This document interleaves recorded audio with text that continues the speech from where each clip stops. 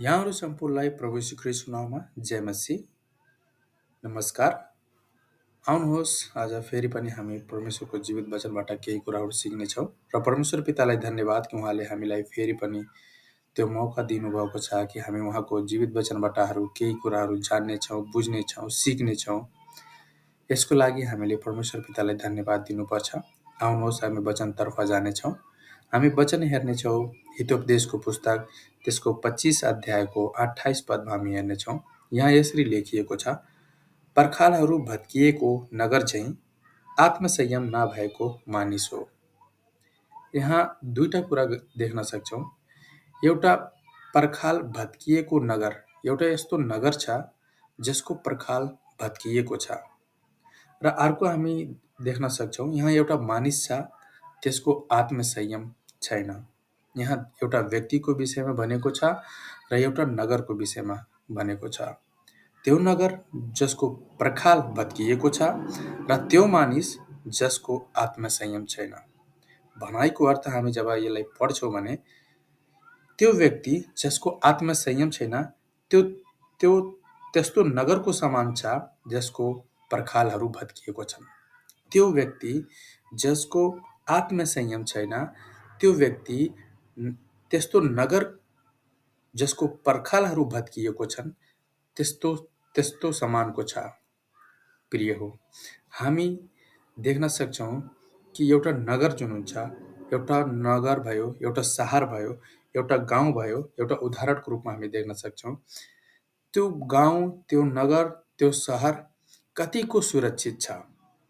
हामीले त्यो नगरलाई कसरी सुरक्षा राख्न सक्छौँ अनि त्यसको सुरक्षा हामी कसरी गर्न सक्छौँ जब त्यसको पर्खाल भत्किएको छ।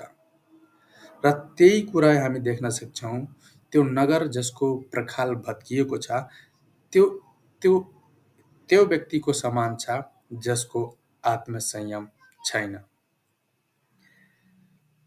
जसले आफूलाई कन्ट्रोल गर्न सक्दैन।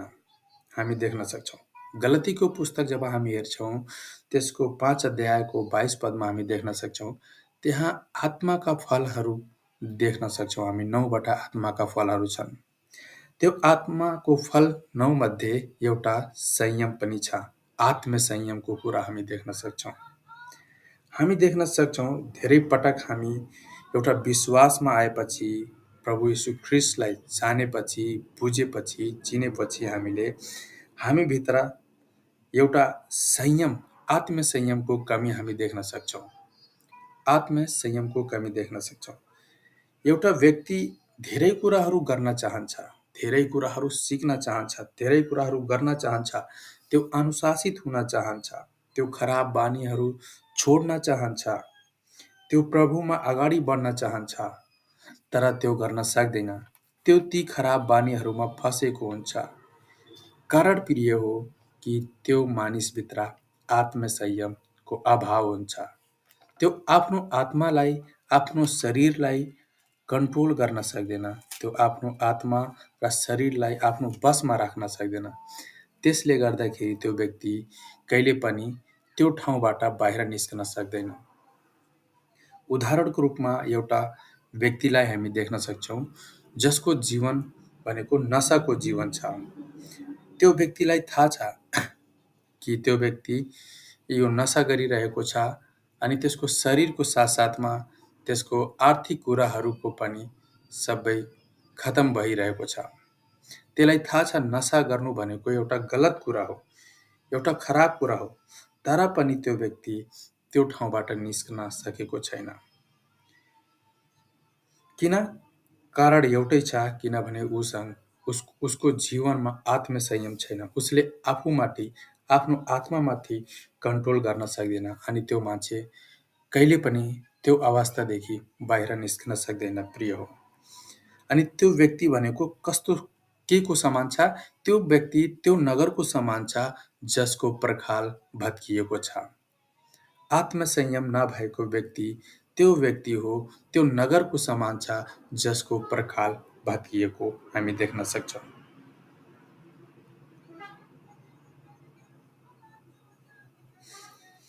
यसै कारण हामीले आफूलाई जाँच्नुपर्छ, हामीले आफूलाई चेक गर्नुपर्छ। हामी के गरिरहेका छौँ? जबसम्म हामीले आफूलाई जाँच्दैनौँ, तबसम्म यो कुराहरूलाई थाहा हुँदैन। कहिलेकाहीँ हामी आफ्नो वरिपरिका व्यक्तिहरूलाई हेर्छौँ, विश्वासीहरूलाई हेर्छौँ, आफ्नो भाइहरूलाई हेर्छौँ, तर उसलाई भन्छौँ, उसको जीवनलाई सुधार्ने कोसिस गर्छौँ, उसलाई सिकाउने कोसिस गर्छौँ, तर हामीले आफ्नो जीवनमाथि काम गर्न अति नै आवश्यक छ। जब हामी बाइबल पढ्छौँ, हामी सर्वप्रथम हामी देख्न सक्छौँ बाइबल पढ्छौँ भने बाइबलले थुप्रै ठाउँमा हामीले सिकाउँछ कि हामीले अरूलाई सुधार्नुको सट्टो हामीले आफ्नो जीवनमा काम गर्नुपर्छ। आफ्नो स्वयंको जीवनमा काम गर्नुपर्छ।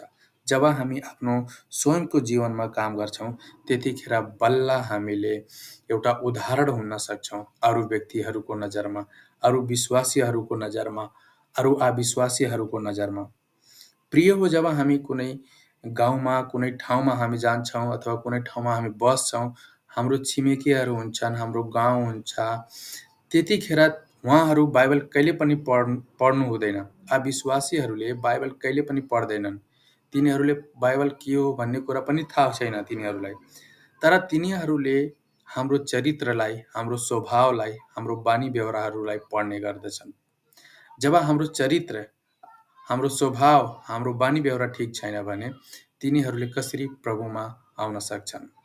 सर्वप्रथम हामीले आफ्नो जीवनमा काम गर्नुपर्छ। जब हामीले आफ्नो जीवनमा काम गर्छौँ, त्यतिखेर ती अविश्वासीहरूले हाम्रो जीवनलाई पढ्छन्, हाम्रो बानीलाई पढ्छन्। हामी कसरी बोलिरहेका छौँ, कसरी हामीले हाम्रो स्वभाव कसरी छ, त्यो सबै कुराहरू देख्नुहुन्छ। अनि बल्ल भन्नुहुन्छ, वाउ, यिनीहरूको स्वभाव कस्तो छ, कति नम्र छन् यिनीहरू, कति दीन छन्, कति असल कामहरू गर्ने गर्छन् यिनीहरूले। त्यो कुराहरू हामी देख्न सक्छौँ प्रिय हो। त्यसले गर्दाखेरि एउटा एउटा आत्मसंयम भएको व्यक्ति हामीले बन्नुपर्छ। जबसम्म हामी आत्मसंयम राख्दैनौँ भने त्यतिखेर हाम्रो जीवन केही पनि हुँदैन प्रिय हो। हामी देख्न सक्छौँ एउटा सबैभन्दा महत्त्वपूर्ण कुराहरू, एउटा नगरको विषयमा हामी उदाहरणको रूपमा हामी देख्न सक्छौँ।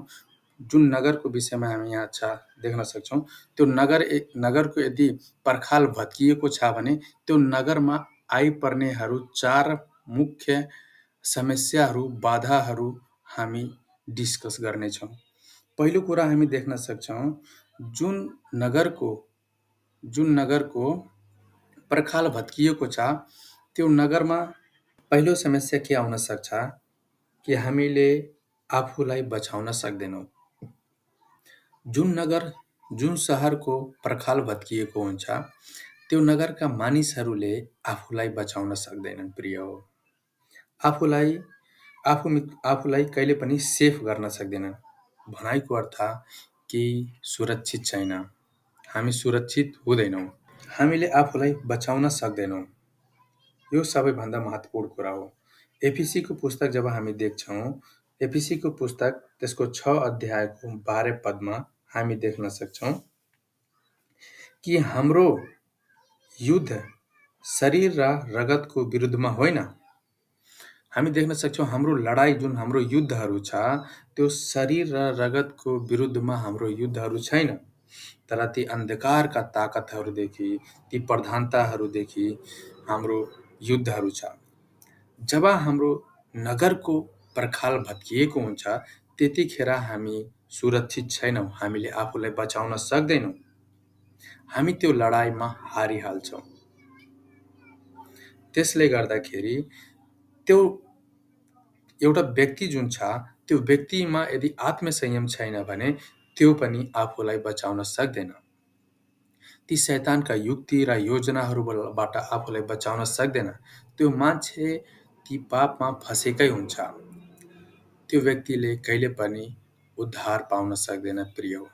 जब हाम्रो जीवनमा आत्मसंयम हुँदैन, हामीले आफ्नो आत्मालाई आफ्नो वशमा राख्न सक्दैनौँ, आफ्नो शरीरलाई आफ्नो वशमा राख्न सक्दैनौँ, त्यतिखेर हामीले आफूलाई बचाउन सक्दैनौँ, त्यो नगर जस्तै, त्यो सहर जस्तै। दोस्रो कुरा हामी देख्न सक्छौँ कि यदि पर्खाल भत्किएको नगरमा दोस्रो विपत्ति के आउन सक्छ, त्यो यो हो, त्यो नगरमा चोरी हुन सक्छ प्रिय हो। त्यो नगरमा चोरी हुन सक्छ। किनभने पर्खाल भत्किएको छ, त्यसले गर्दाखेरि चोर एकदमै सजिलो तरिकाले त्यो नगरमा प्रवेश गर्छ अनि त्यो नगरमा भएका बहुमूल्य कुराहरू चोरेर लैजान्छ। भनाइको अर्थ चोर सबै कुराहरू चोर्न आउँदैन, तर त्यो नगरमा एकदमै महत्त्वपूर्ण कुराहरू, बहुमूल्य कुराहरू जुन हुन्छ, त्यो नगरबाट सजिलो तरिकाले चोर्न सक्छ। किनभने त्यो नगरको पर्खाल भत्किएको छ। हामी देख्न सक्छौँ यूहन्नाको पुस्तक त्यसको 10 अध्यायको 10 मा हामी देख्न सक्छौँ। यहाँ यसरी लेखिएको छ, चोर त चोर्न, मार्न र नाश पार्न मात्रै आउँछ। म त तिमीहरूले जीवन पाउन् र त्यो प्रशस्त मात्रामा पाउन् भन्ने हेतुले आएँ। हामी देख्न सक्छौँ चोर त चोर्न आउँछ र मार्न आउँछ र नाश पार्न आउँछ। चोरको मेन उद्देश्य के हुन्छ? त्यो चोरी गर्न आउँछ, मान्छेलाई मार्न आउँछ र मान्छेलाई नाश पार्न आउँछ। त्यसरी नै हामी देख्न सक्छौँ त्यो नगरको पर्खाल भत्किएको छ र चोर आउँछ, त्यो नगरमा बहुमूल्य कुराहरू चोर्न सक्छ र मान्छेहरूलाई मार्न सक्छ र नाश गर्न सक्छ। प्रिय हो, यो हो चोरको उद्देश्य। त्यसरी नै एउटा विश्वासीको जीवनमा, एउटा व्यक्तिको जीवनमा शैतान आउँछ, त्यो भित्र भएको, त्यसको जीवनमा भएको बहुमूल्य कुराहरू चोर्नलाई आउँछ। उदाहरणको रूपमा हाम्रो जीवनमा के छ, बहुमूल्य कुराहरू के छ, त्यो कुराहरू हामी जाँच्नुपर्छ आज। हामी जब प्रभुको एकदमै नजिक जान्छौँ, हामी प्रभुमा जब अगाडि बढ्छौँ, जब हामी प्रभुमा प्रार्थना बिताउँछौँ, प्रार्थनाको जीवन बिताउँछौँ, हाम्रो स्वभाव, हाम्रो चरित्र, हाम्रो बोलीचाली परमेश्वरको वचन अनुसार हुन्छ र हाम्रो जीवनमा सबैभन्दा बहुमूल्य कुरा के हो? उद्धार हो, हाम्रो पवित्रता हो। हाम्रो जीवनमा भएको हाम्रो पवित्रतालाई हामी बहुमूल्य कुराहरू बुझ्न सक्छौँ र हाम्रो जीवनमा त्यो उद्धार जुन हामी पाइसकेका छौँ, त्यो उद्धार हाम्रो जीवनमा बहुमूल्य कुरा हो। तर यदि त्यो व्यक्तिमा आत्मसंयम छैन, तब यो शैतानले त्यो व्यक्तिमा भएको त्यो बहुमूल्य कुराहरूलाई, त्यो पवित्रताको कुराहरूलाई, त्यो उद्धारको कुराहरूलाई सजिलो तरिकाले चोर्न सक्छ र मान्छेको जीवनबाट उद्धार खोसिन्छ अनि त्यो पवित्रता खोसिन्छ अनि ऊ परमेश्वरबाट टाढा हुन्छ र उसको जीवन तहस नहस हुन्छ र त्यो खतम हुन्छ। यो दोस्रो कुरा हामी देख्यौँ। र तेस्रो कुरा हामी देख्न सक्छौँ कि हामी पराजित भइहाल्छौँ, हामी हारिहाल्छौँ, हामी डिफिटेड भइहाल्छौँ।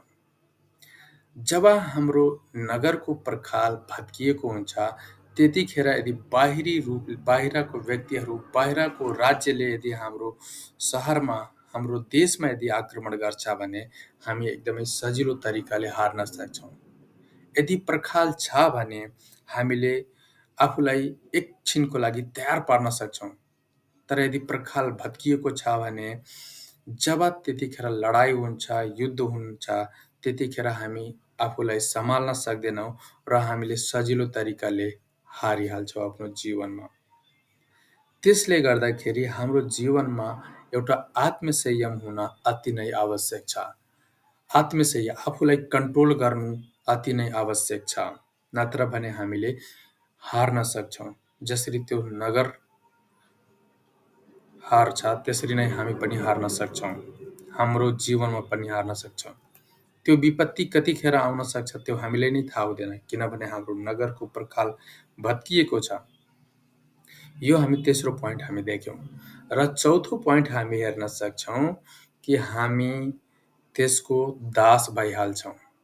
जब हाम्रो सहरको पर्खाल भत्किएको हुन्छ, त्यतिखेर बाहिरको राज्यले हाम्रो सहरमा आक्रमण गर्छ र हामी पराजित भइहाल्छौँ अनि पराजित भएपछि के हुन्छ कि हामी तिनीहरूको दास भइहाल्छौँ। हामी दास भइहाल्छौँ। प्रिय हो, हामी देख्न सक्छौँ के भइहाल्छौँ? दास भइहाल्छौँ तिनीहरूको, किनभने हामी हारिसकेका छौँ उसँग। त्यसरी नै शैतान पनि एउटा विश्वासीको जीवनमा आउँछ र यदि यदि त्यो व्यक्ति हार्यो अनि त्यो के हुन्छ त्यसको दास भइहाल्छ। प्रिय हो। दोस्रो पत्रुसको पुस्तक त्यसको दोस्रो अध्यायको 19 पदमा हामी देख्न सक्छौँ। यहाँ यसरी लेखिएको छ, किनकि जुन कुरा किनकि जुन कुराले कुनै मानिसलाई जित्छ त्यही कुराले त्यसलाई दास बनाउँछ। प्रिय हो, एकदमै बुझ्नुपर्ने कुरा यहाँ हामी देख्न सक्छौँ। एकचोटि म फेरि पढेर सुनाइदिन्छु। यहाँ देख्न सक्नुहुन्छ दोस्रो पत्रुसको पुस्तक त्यसको दोस्रो अध्यायको 19 पद हामी देख्न सक्छौँ। त्यसको बी खण्डमा हामी हेर्न सक्छौँ, किनकि जुन कुराले कुनै मानिसलाई जित्छ त्यही कुराले त्यसलाई दास बनाउँछ। जब शैतानले हामीलाई जितिहाल्छ त्यतिखेर हामी शैतानको दास भइहाल्छौँ। हामी पाप गर्न थाल्छौँ। हामी त्यो परमेश्वरसँग टाढिहाल्छौँ। त्यो हाम्रो पवित्रता खोसिन्छ। हाम्रो जीवनको त्यो प्रार्थनाको जीवन खोसिन्छ। हामी सांसारिकतिर जाने गर्छौँ। हामीले सांसारिक कुराहरूमा बढी ध्यान दिने गर्छौँ। हामीले पैसा कसरी कमाउने, कसरी हामी आफ्नो घर परिवारलाई सुरक्षित राख्ने र आफ्नो भविष्यको चिन्ता हुन थाल्छ कि मैले आफ्नो फ्युचरमा कसरी अगाडि बढ्न सक्छौँ, कसरी आफ्नो छोराछोरीहरूलाई पढाउन सक्छौँ, एउटा राम्रो र एउटा विद्वान व्यक्ति कसरी बनाउन सक्छु, र कसरी धनी हुन सक्छु, मेरो त यो कुराको अभाव छ, त्यो कुराको अभाव छ। त्यो कुराहरूमा हामी फसिहाल्छौँ र हामी त्यसैमा हाम्रो ध्यान, हाम्रो सबै कुराहरू त्यसैमा गइहाल्छ अनि हामी परमेश्वरबाट टाढिन्छौँ। अनि परमेश्वरको जुन हाम्रो आत्मिक जीवन थियो, प्रार्थनाको जीवन थियो, पवित्रताको जीवन थियो, उहाँ वचन पढ्ने जुन समय थियो, त्यो सबै बिस्तारै बिस्तारै हराउँदै जान्छ, किनभने हामी त्यसको दास भइहालेका छौँ। कतिपय व्यक्तिहरू मोबाइल फोनको दास भइहाल्नुहुन्छ। दिनभरि मोबाइल फोन चलाउनुहुन्छ, गेम खेल्नुहुन्छ। त्यस्ता त्यस्ता कुराहरू हामी देख्न सक्छौँ। किनभने हामी त्यसको दास भइहालेका छौँ। पुरानो नियमबाट हामी एउटा उदाहरण देख्नेछौँ। उत्पत्तिको पुस्तक त्यसको 4 अध्यायमा कैन र हाबिल दाजुभाइ, दुईटा दाजुभाइ हुनुहुन्थ्यो। उहाँ दुवैजनाले परमेश्वरलाई भेटी चढाउनुहुन्छ। कैनले पनि भेटी चढाउँछ र हाबिलले पनि भेटी चढाउँछ। त्यतिखेर हामी देख्न सक्छौँ परमेश्वरले हाबिलको भेटलाई ग्रहण गर्नुहुन्छ र कैनको भेटलाई ग्रहण गर्नुहुन्न। त्यतिखेर कैन ज्यादै रिसाउँछन् र कैनको मुख आध्यारो भइहाल्छ। अनि हामी उत्पत्ति 4 अध्यायको 6 पदमा देख्न सक्छौँ परमेश्वरले के भन्नुहुन्छ कैनलाई। तब परमप्रभुले कैनलाई भन्नुभयो, "ता किन रिसाउँछस्? तेरो मुख किन आध्यारो छ? यदि तैले जे ठिक छ त्यो गरिस् भने ता ग्रहण योग हुँदैनस् र?